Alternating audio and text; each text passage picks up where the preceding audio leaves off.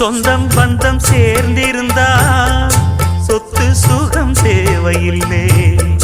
பந்தம் விட்டு போச்சுதுன்னா வாழ்வதிலே லாபமில்லை. எண்ணம் மட்டும் சேர்ந்திருந்தா இன்றும் என்றும் சோகமில்லை. கன்றை விட்டு தாய் பிரிஞ்சு காணும் சுகம் ஏதுமில்லை. ஊருக்கும் பேருக்கும் காருக்கும் இஷ்டப்பட்டு வாழ்கின்ற வாழ்க்கைக்கு என்றென்றும் அர்த்தமில்லை. ஊருக்கும் பேருக்கும் காருக்கும் இஷ்டப்பட்டு